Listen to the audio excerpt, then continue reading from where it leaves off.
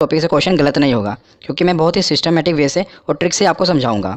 इसलिए बिना देरी किए हुए चलिए वीडियो को शुरू करते हैं। चलिए वीडियो की शुरुआत करते हैं और हम समझना शुरू करते हैं संविधान के महत्वपूर्ण अनुच्छेद के बारे में। अक्सर हम क्या गलती करते हैं कि जितने भी अनुच्छेद हैं इन्हें बीच बीच में से पढ़ना शुरू कर देते हैं, जिस करके ये हमें याद नहीं रहते। पर इस वीडियो में मैं आपको पूरा सिस्टमेटिक वे से इसे पढ़ाऊँगा और जो भी है सबको मैं जहाँ पर ज़रूरत पड़ेगी ट्रिक से बताऊँगा। तो ये वीडियो काफ़ी इंपॉर्टेंट होने वाली है आपके लिए। तो चलिए इसको शुरू करते हैं।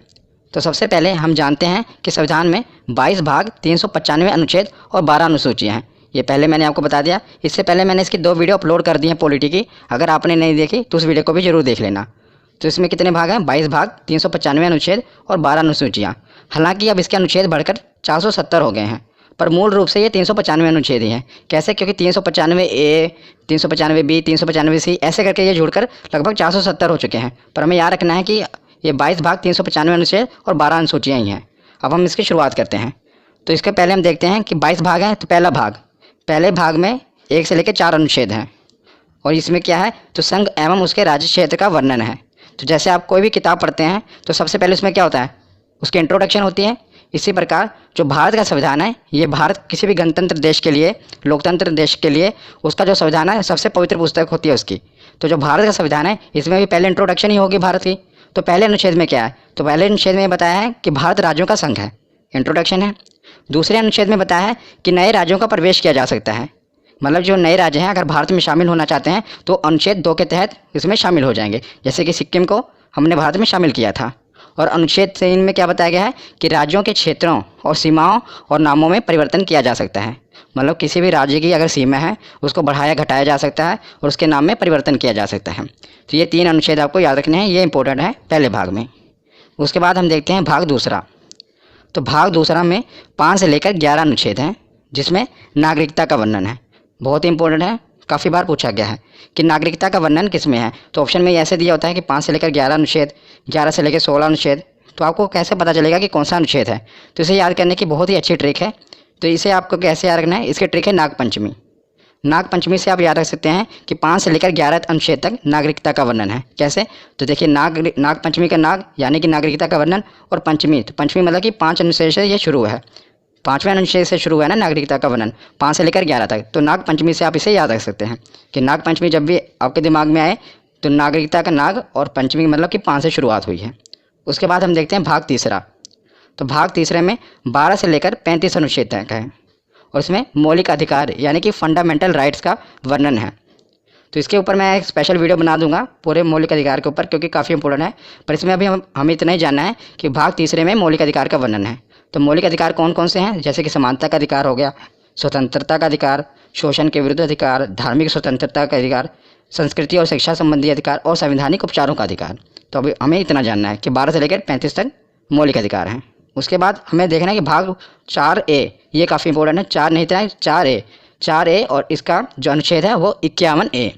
इसमें मौलिक कर्तव्य का वर्णन है कि जैसे कि जो हमारा संविधान बना है, संविधान में हमारी भलाई के लिए बहुत से कानून हैं, पर जनता का भी तो ये फ़र्ज बनता है कि उसके देश के प्रति, तो इसलिए हमारे कुछ मौलिक कर्तव्य भी निर्धारित किए गए हैं। ये मैं कहाँ से ले गया है? तो ये स्रोत है जो है ये रूस से लिया गया है मौलिक कर्तव्य। मैंने आपको पिछली वीडियो में बताया था। जिसके रिलेटेड ये भी पूछा जाता है कि किसकी सिफारिश पर मौलिक कर्तव्य को संविधान में जोड़ा गया, क्योंकि इसे बाद में जोड़ा गया था। तो स्वर्ण सिंह समिति की सिफारिश पर वर्ष 1976 में, याद रखिएगा, वर्ष 1976 में 42वें संविधान संशोधन, मतलब संविधान में अमेंडमेंट किया गया था और 42वें संविधान संशोधन के तहत इसे संविधान में शामिल किया गया था। किसे? मौलिक कर्तव्य को। ये सब कुछ पूछा जाता है कि किस संविधान संशोधन के तहत और कौन सी समिति की सिफारिश पर। तो स्वर्ण सिंह समिति थी और 42वां संविधान संशोधन था। तो 4A के बाद अब हम आगे देखते हैं भाग 5 और भाग 6। इसको साथ ही साथ याद करेंगे, क्योंकि साथ ही साथ इसको आप याद करोगे तो बहुत ही आसानी से याद हो जाएगा। मैं ट्रिक से आपको बताऊंगा।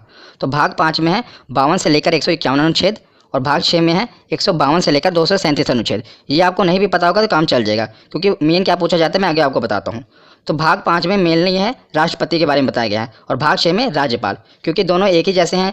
केंद्र में जो भूमिका राष्ट्रपति की होती है वही किसी भी राज्य में भूमिका राज्यपाल की होती है। इसलिए मैं इसको साथ साथ कवर कर रहा हूँ, क्योंकि इस तरह आप पढ़ेंगे तो आपको ज़्यादा देर तक याद रहेगा। तो राष्ट्रपति का सबसे ज़्यादा इंपॉर्टेंट अनुच्छेद 52। इतनी बार एग्जाम में पूछा गया, हर बार शिफ्ट में पूछा ही जाता है कि राष्ट्रपति का पद किस अनुच्छेद में वर्णन है। तो अनुच्छेद 52 में। तो इसको आप याद कैसे करेंगे, तो मैं इसको आपको याद करने का तरीका बताता हूँ। तो इसको याद करने की एक ट्रिक है। देखिए, अगर आप कोई चीज़ इमेज से याद करते हैं ना, तो वो आपके माइंड में ज़्यादा देर तक रहती है, सबकॉन्शियस माइंड में आपके बैठ जाती है, और वो चीज़ आप ज़्यादा देर तक याद रख सकते हैं। इसलिए मैं आपको इसे इमेज से याद कराऊंगा। तो आप देख रहे हैं ना, अनुच्छेद 52 है, इसी डिजिट से हमें याद होगा राष्ट्रपति पद के बारे में। देखिए, जो ये दो देख रहे हैं ना, ये अब दो दो ऐसा लग रहा है जैसे किसी के आगे झुका हुआ है, गिड़गिड़ा रहा है। वो आगे आप देख रहे हैं ये पाँच पाँच मतलब राष्ट्रपति। जब भी आपके दिमाग, क्योंकि जब भी आपको ये आएगा ना, तो ऑप्शन ऐसे आएगा 52, ऑप्शन 53, 54, मतलब 7 वाले आएंगे, और आपसे पूछा जाएगा कि राष्ट्रपति पद का वर्णन किस में है। तो आपको देखते ही पता लगना जाना चाहिए कि जो इसके आगे जो दो है, वो आपको ऐसा लग रहा है ना कि झुका हुआ है। और आपको पता है राष्ट्रपति के हाथ में बहुत पावर होती है, वो चाहे तो किसी की फांसी की सजा भी माफ़ कर सकते हैं।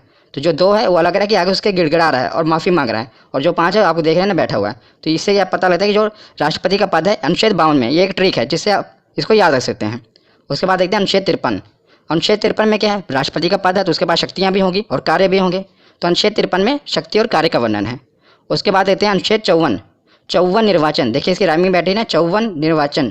तो अनुच्छेद 54 में क्या है कि राष्ट्रपति का निर्वाचन कैसे किया जाना है, ये उसमें बताया गया है। अब उसके साथ हम देखते हैं राज्यपाल का। तो राज्यपाल का भी आप साथ ही में याद करिएगा, बस इसमें क्या करना है, +1 जोड़ना है।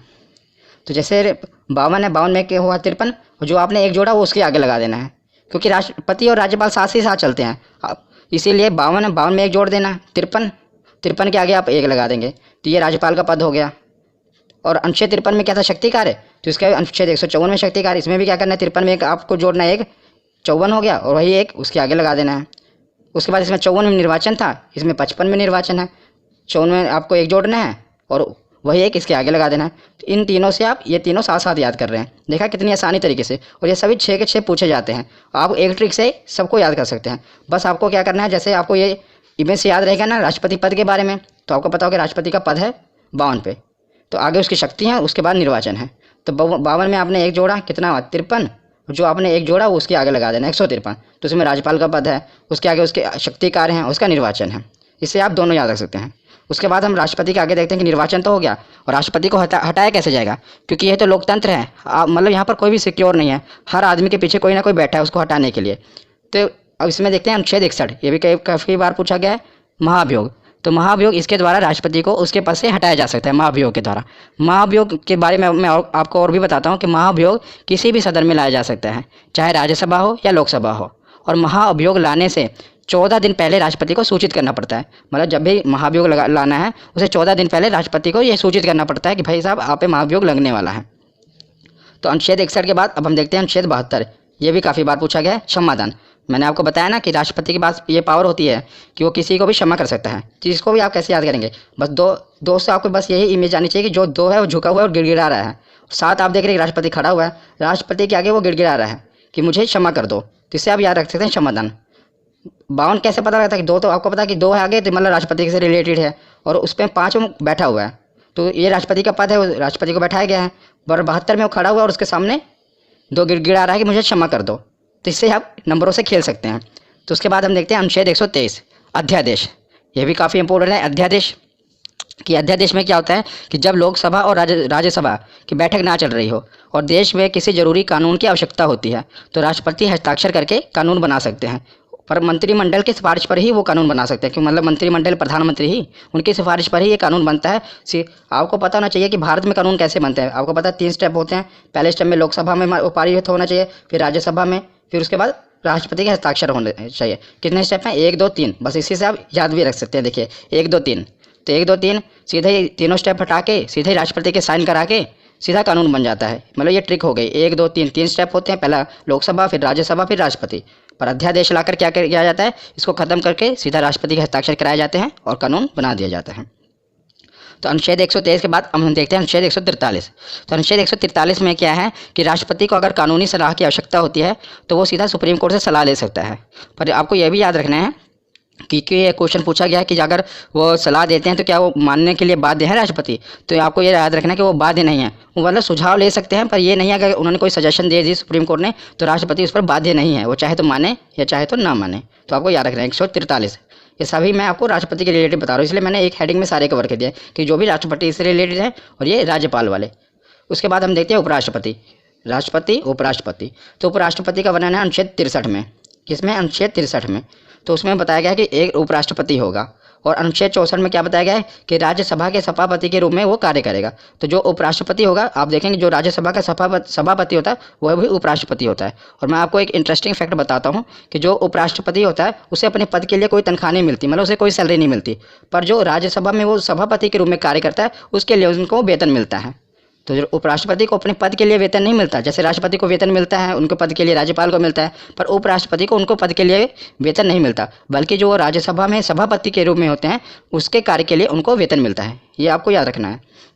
तो हमने राज्यपाल देख लिए, राष्ट्रपति देख लिए, अब हम देखेंगे प्रधानमंत्री और मुख्यमंत्री। ये साथ साथ हम कवर कर रहे हैं। यही होता है कि सिस्टमेटिक वे से पढ़ना, जिससे आप अनुच्छेदों को काफ़ी ज़्यादा देर तक याद रख सकते हैं।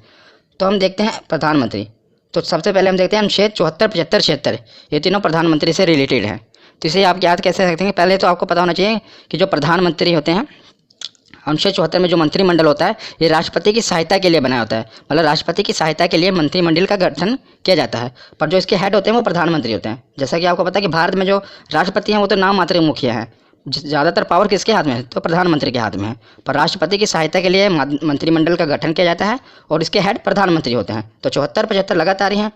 और 75 के बाद हम देखते हैं 76। 76 में महान्यायवादी। तो महान्यायवादी कौन होते हैं? तो राष्ट्रपति द्वारा महान्यायवादी की नियुक्ति की जाती है। महान्यायवादी एक विधि अधिकारी होता है, मतलब सीधे शब्दों में आपको बताऊं तो ये कानूनी विशेषज्ञ होते हैं जो भारत सरकार को कानूनी सलाह देते हैं। तो जैसे राष्ट्रपति सुप्रीम कोर्ट से सलाह लेते हैं, इसी प्रकार न्यायवादी होते हैं जिन्हें राष्ट्रपति नियुक्त करता है, पर जो सिफारिश होती है मंत्रिमंडल, मतलब प्रधानमंत्री की सिफारिश पर ही राष्ट्रपति नियुक्त करते हैं और ये कानूनी सलाह देते हैं प्रधानमंत्री को। तो तीनों आपको याद रखने हैं। सबसे पहले तो 74 में मंत्रिमंडल, 75 में प्रधानमंत्री उसके हेड और 76 में कानूनी सलाह ले सकते हैं। उसी प्रकार जैसे प्रधानमंत्री हैं केंद्र के लिए, तो राज्य के लिए कौन होता है? मुख्यमंत्री, उसका मुखिया होता है। तो अनुच्छेद 163 में मंत्रिमंडल, सेम टू सेम।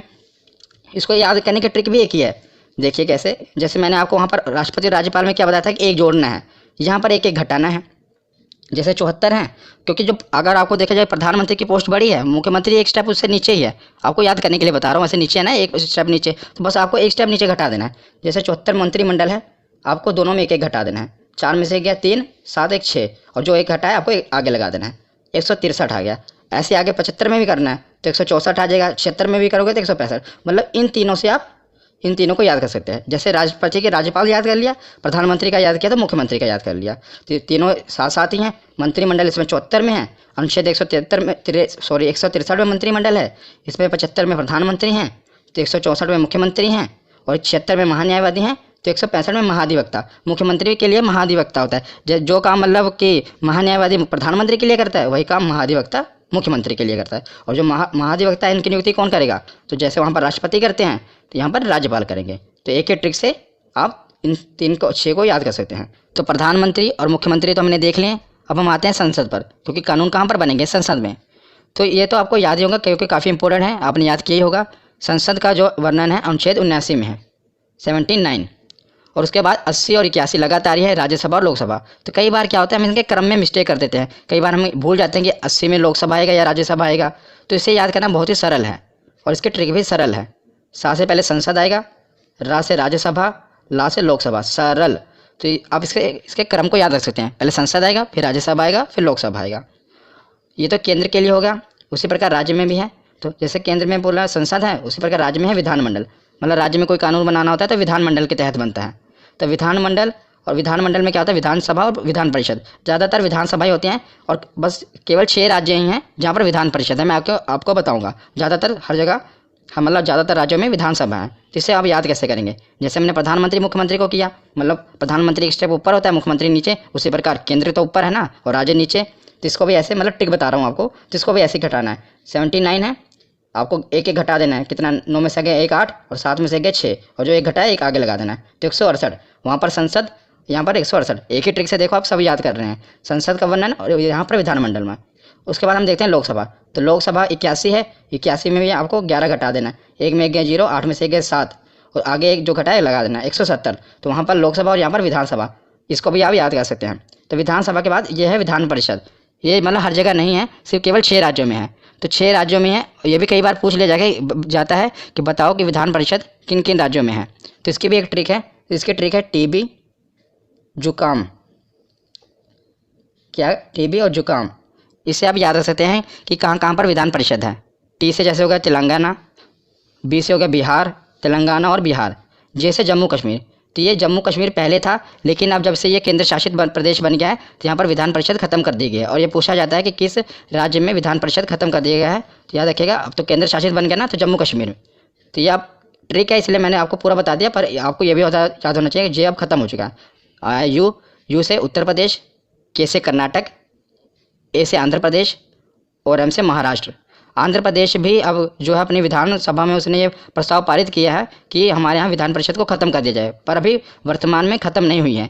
तो कि 6 राज्यों में अभी भी है, पहले तेलंगाना, बी से बिहार, जम्मू कश्मीर ख़त्म हो गया, तो 1 2, यू से उत्तर प्रदेश 3, के से कर्नाटक 4, ए से आंध्र प्रदेश 5 और एम से महाराष्ट्र 6। तो मैंने आपको विधान परिषद भी बता दिए क्योंकि ये भी पूछे जाते हैं। तो हमने संसद को भी कवर कर लिया ट्रिक से, और विधानमंडल, विधानसभा और विधान परिषद को भी कवर कर लिया। तो संसद के कुछ और भी अनुच्छेद हैं जो पूछे जाते हैं, मैंने साथ ही कवर कर दिया, उसे भी देख लेते हैं। तो हम आते हैं अनुच्छेद 100 पे। कई बार पूछा गया अनुच्छेद 100 में किसका वर्णन है? निर्णायक मत। निर्णायक मत क्या होता है कि मतलब कि अगर यदि लोकसभा में किसी मुद्दे पर वोटिंग हो रही है और जो वोटिंग है वो बराबर हो जाए, यानी कि निर्णय ना हो पा रहा हो, तो उस समय क्या होता है कि अध्यक्ष महोदय अपना निर्णायक मत देंगे। तो अध्यक्ष महोदय जिस पे अपना मत दे देंगे उसे ही पारित कर लिया जाएगा। मान लीजिए कि वहाँ के पक्ष में अपनी वोट दे रहे हैं तो कानून को पारित कर दिया जाएगा, ना के पक्ष में अपनी वोट दे रहे हैं तो कानून को पारित नहीं किया जाएगा। मतलब जबकि इसको याद रखना भी आसान है। देखिए 100 है ना, मतलब जब भी 50-50 बात आ जाए कि ना कानून का निर्णय ना हो पा रहा, 50-50 बात आ जाए, 50-50 होते हैं, तो एक वोट जो वहाँ पर अध्यक्ष महोदय हैं उनका निर्णायक मत माना जाएगा। तो अनुच्छेद 100 में निर्णायक मत का वर्णन है। 100 के बाद देखते हैं अनुच्छेद 108। तो अनुच्छेद 108 में संयुक्त अधिवेशन। अधिवेशन कब बुलाया जाता है मैं आपको बताता हूँ। मान लीजिए लोकसभा में कोई चीज़ पे बिल पर बहस चल रही है और कोई निर्णय नहीं लिया जा पा रहा है, तो क्या किया जाता है कि लोकसभा में बिल अटका पड़ा है और राज्यसभा में भी अभी पहुँचा नहीं, तो लोकसभा और राज्यसभा के दोनों की संयुक्त अधिवेशन बुलाया जाता है। ये राष्ट्रपति बुलाते हैं जब वो बहुत ही मतलब जरूरी हो कानून बनाना, तो लोकसभा और राज्यसभा दोनों को बुलाया जाता है, इसलिए संयुक्त अधिवेशन किसमें है? 108 में। उसके बाद देखते हैं अनुच्छेद 110 और अनुच्छेद 117 दोनों आपको याद रखने हैं। 110 में धन अधिवेशन और 117 में वित्त विधेयक। इसको धन विधेयक भी कहते हैं, धन विधेयक और वित्त विधेयक। ये काफ़ी कन्फ्यूजिंग है, धन विधेयक और वित्त विधेयक कई बार पूछे गए हैं। मतलब इसका पूछा क्या जाता है, इसकी डेफिनेशन पूछी जाती है, इसमें होता क्या है ये भी पूछा जाता है कि 10 में क्या है। पहले तो आप याद रखें 10 और धन। 110 में धन अधिवेशन और 117 में विधेयक, धन विधेयक और वित्त विधेयक। तो धन विधेयक क्या होता है, सरल भाषा में आपको बताता हूँ कि सरकार की धन लाने की प्रक्रिया को धन विधेयक कहते हैं। मतलब सरकार के धन जुटाने की प्रक्रिया को धन विधेयक कहते हैं और जुटाए हुए धन को विकास पर खर्च करने की प्रक्रिया को वित्त विधेयक कहते हैं। ये सरल शब्दों में है। और अब मैं आपको थोड़ा और इसको डिफाइन करूं तो जैसे आपको पता है विधेयक 2 प्रकार के होते हैं, धन विधेयक और वित्त विधेयक। धन विधेयक सबसे पहले लोकसभा में प्रस्तुत किया जाता है, ये आपको याद रखना है कि सबसे पहले से कहाँ प्रस्तुत किया जाता है, लोकसभा में प्रस्तुत किया जाता है। और धन विधेयक होता क्या है, जब सरकार को टैक्स से रिलेटेड कोई बिल लाना है, मतलब टैक्स घटाना है, बढ़ाना है, तो उसे धन विधेयक कहेंगे। और सरकार को बोरोइंग यानी कि कर्ज लेना है, तो जो बिल होगा, जो कर्ज लेने के लिए जो बिल पेश किया जाएगा उसे धन विधेयक कहेंगे। मतलब धन जुटाना ही है ना, बोरोइंग करना, कर्ज लेना है। और जो उस कर्ज लिए हुए धन को, मतलब जो भी सरकार ने धन जुटाया है उसको खर्चा करना है, पुल बनाना है, सड़कें बनानी है, तो वो वित्त विधेयक में होगा। तो याद रखिएगा धन विधेयक और वित्त विधेयक ये दोनों साथ साथ हैं। 110 में धन विधेयक है और 117 में वित्त विधेयक है। उसके बाद हम देखते हैं 112 बजट। 12 देखिए इसको राइमिंग से आप याद सकते हैं, 12 बजट 2 बार बोलेंगे याद रहेगा। अनुच्छेद 112 बजट। ये भी आपको बजट पता ही होगा कि एक साल का पूरा मतलब जो लेखा जोखा होता है सरकार की, यहाँ पर खर्च करेगी, कहाँ से इनकम आएगी, सब बजट में पेश किया जाता है। मतलब उसमें और 112 के बाद है अनुच्छेद 116। तो जब सरकार बजट पेश करती है तो कई कुछ खर्चे उसमें रह जाते हैं, जो कुछ खर्चों का वर्णन है फिर सरकार बाद में क्या कहते हैं, ये तो नहीं करेगी, बाद में 1 साल के बाद फिर बजट आएगा तब पेश करेगी। बीच में बजट से नहीं होता, उसके बीच में अलग से बिल के रूप में लाकर संक्षेप में एक बिल पास करा लिया जाता है, जिसे लेखा अनुदान कहते हैं। तो इस पहले बजट पेश होगा, बजट में अगर मतलब कुछ रह गया, कुछ खर्चे का वर्णन नहीं है, तो लेखा अनुदान में अनुच्छेद 116। तो आपको ये याद रखना है। उसके बाद हम देखते हैं, अब हमने प्रधानमंत्री, मुख्यमंत्री, राज्यपाल, उपराज्यपाल सब कवर कर लिए। अब हम आते हैं सुप्रीम कोर्ट, हाई कोर्ट पर। संसद भी हो गया कवर। इस प्रकार आपको पढ़ते जाना क्रम वाइज, इसे आपको याद रहेंगे। अब सुप्रीम कोर्ट और हाई कोर्ट को देखते हैं। तो 124 में सुप्रीम कोर्ट का गठन होगा और 131 में सुप्रीम कोर्ट के अधिकार हैं। तो 124 में क्या है, सुप्रीम कोर्ट का गठन होगा भारत में, और 131 में सुप्रीम कोर्ट के अधिकार हैं, और 148 में CAG की नियुक्ति। तीनों आपको याद रखने हैं, तीनों सुप्रीम कोर्ट से रिलेटेड मैंने पहले उठाए हैं। 124, 131 और 148। पहले सुप्रीम कोर्ट का गठन होगा। 131 में बताया कि सुप्रीम कोर्ट की क्या पावर है, कहाँ कहाँ उसका अधिकार क्षेत्र है। और 148 में है कि क्या की नियुक्ति। तो क्या होता है, क्या की फुल फॉर्म है कंट्रोलर एंड ऑडिटर जनरल। और इसकी नियुक्ति भी राष्ट्रपति द्वारा ही की जाती है। इनका काम क्या है कि सरकार द्वारा जो भी खर्चा किया गया, व्यय किया गया है, उसका लेखा जोखा करना है कि सरकार ने जो खर्चा किया, जो घोटाले वगैरह होते हैं कहाँ से पता चलते हैं, वो कैग की रिपोर्ट से ही पता चलता है। जैसे 2G घोटाला हुआ, जो भी घोटाले, स्पेक्ट्रम घोटाला हुआ, ये कैग ही रिपोर्ट अपनी पेश करती है, उसी द्वारा ये सब उजागर होता है कि कहाँ पर कितना घोटाला हुआ। तो और इस समय अगर मैं आपसे पूछूं कि कैग कौन है, हमारे कंट्रोलर और ऑडिटर जनरल कौन है, तो गिरीश चंद्र मुर्मू जी हैं कैग, ये भी याद रखना। उसके बाद हम देखते हैं, हमने सुप्रीम कोर्ट देख लिया, 1, 2, 4 और 2, 1, 4 हाई कोर्ट है, 1, 2, 4 सुप्रीम कोर्ट है और 2, 1, 4 ऐसे आप पढ़ेंगे तो याद रहेगा। 2-3 बार वीडियो को देख लेना, आपको पूरा कभी भूलेगा नहीं। तो अनुच्छेद 2, 1, 4 क्या है कि इसमें बताया गया कि राज्य में एक हाई कोर्ट जरूर होगा, और अनुच्छेद 2, 1, 6 में बताया गया है कि हाई कोर्ट का गठन करना है। पहले बताया कि राज्यों के लिए हाई कोर्ट होगा, और इसमें 216 में क्या है कि हाई कोर्ट का गठन करना है, कैसे होगा वो बताया गया है। तो हमने सुप्रीम कोर्ट और हाई कोर्ट देख लिया। अब हम देखते हैं, एक मैंने हेड बनाया केंद्र राज्य संबंध। इसमें जितने भी अनुच्छेद हैं ये काफ़ी इंपॉर्टेंट हैं, ये अलग से पूछे जाते हैं। आपको पहले 2-2 करके याद रखना है, 249, 250। तो 249 में क्या है कि राज्य सूची विषय पर कानून बनाने की शक्ति।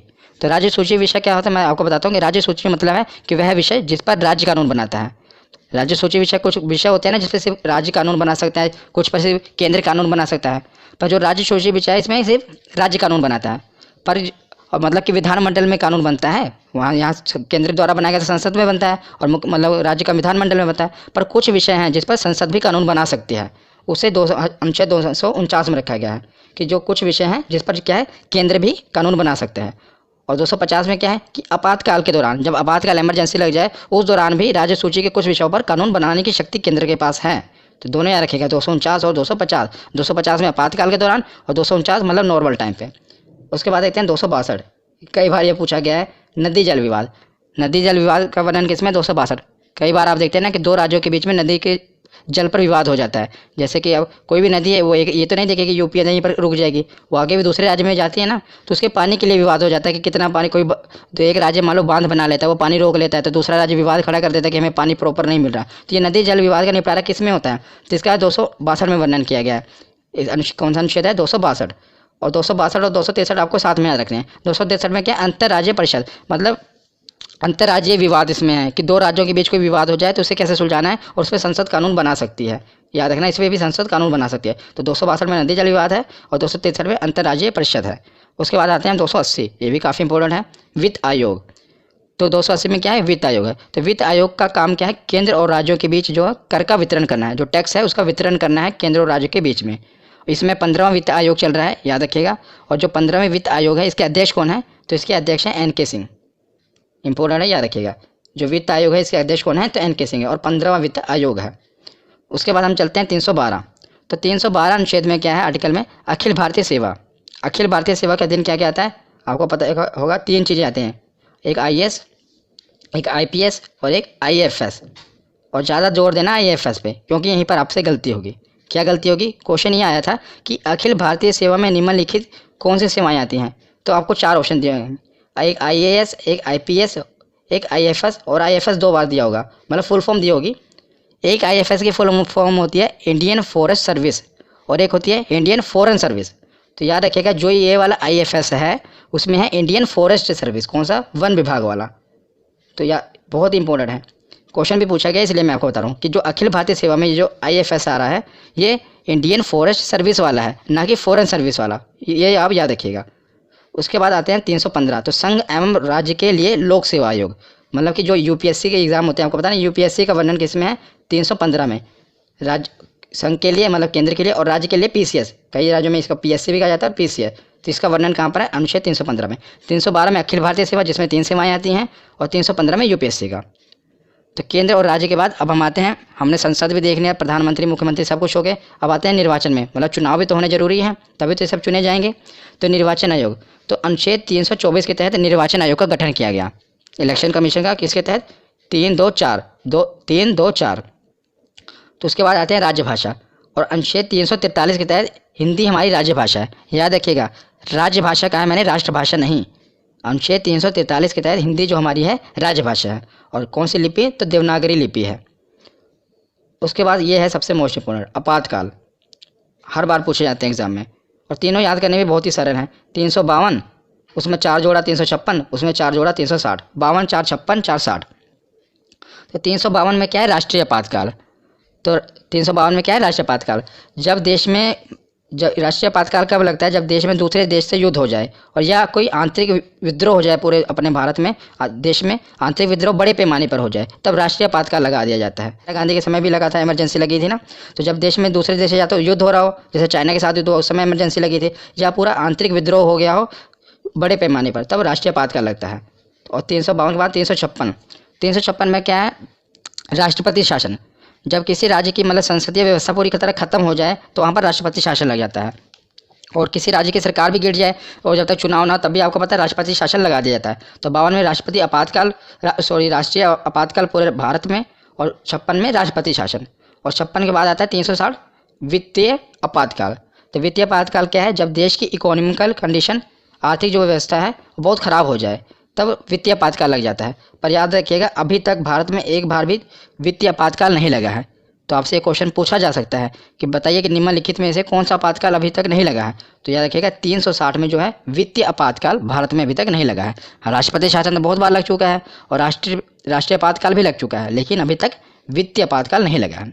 उसके बाद हम देखते हैं कि संविधान तो बन गया, लेकिन संविधान में संशोधन भी होना जरूरी है कि नए, अगर मान लो कोई बदलाव करना है, वो भी तो जरूरी है। और मैंने पिछली वीडियो में जो संविधान के स्रोत हैं, मतलब कहाँ से संविधान लिया गया है, पूरा स्पेशल आपको ये बताया कि जो संविधान का संशोधन है कहाँ से लिया गया था, आपको याद होगा। तो अगर आपने पिछली वीडियो देखी होगी तो साउथ अफ्रीका से लिया गया था कि संविधान में संशोधन किया जाना है। तो आपने अगर वो वीडियो नहीं देखी तो देख लेना। तो अनुच्छेद 368 में है कि संविधान में संशोधन किया जा सकता है। इसका वर्णन किस में है, अनुच्छेद 368, 326, 628, 368 में। अब कुछ लास्ट बच्चे हैं, अन्य महत्वपूर्ण है, इससे भी हम पढ़ लेते हैं क्योंकि बाकी सब हेड के अंदर थे। मैंने राष्ट्रपति के अंदर कुछ था, कुछ मुख्यमंत्री के, ये कुछ बचे हुए थे और ये पूछे गए, इसलिए मैंने इसे अलग से कवर कर लिया। बस लास्ट ही है। तो अनुच्छेद 17 में है अस्पृश्यता का अंत, मतलब कि छुआछूत का अंत। ये किसमें है, अनुच्छेद 17 में, आर्टिकल 17। उसके बाद आता है अनुच्छेद 29। तो 29 में क्या है, अल्पसंख्यक हितों का संरक्षण। काफ़ी बार पूछा गया है कि प्रोटेक्शन ऑफ माइनॉरिटी, अल्पसंख्यक हितों का संरक्षण किस में है, तो अनुच्छेद 29 में है। तो इसे आप कैसे याद रख सकते हैं, बस उन्हीं नंबरों से खेलिए। 29 धोगी में तो मैंने आपके दिमाग में फिट कर दी। क्या है कि आदमी गिड़गिड़ा रहा है, झुका हुआ है। देखिए, जब तक अल्पसंख्यक थे पहले उनके लिए कोई कानून नहीं था, बेचारे झुके हुए थे। तो जैसे उनके लिए कानून आया वो खड़े हो गए थे। नो क्या बता रहा है आपको कि वो पूरा एकदम सीना तान के खड़ा है, पहले गिड़गिड़ा रहे थे। तो ये इससे मतलब अनुच्छेद जो 29 है अल्पसंख्यक के हितों का संरक्षण करने के लिए है। नंबर से आप खेलिए, इससे आपको याद रहेगा। 29 के बाद देखते हैं अनुच्छेद 40। 40 में क्या है कि पंचायत राज प्रणाली, इसका वर्णन अनुच्छेद 40 में है। अब लास्ट में देखते हैं अनुच्छेद 32, मोस्ट इंपॉर्टेंट है।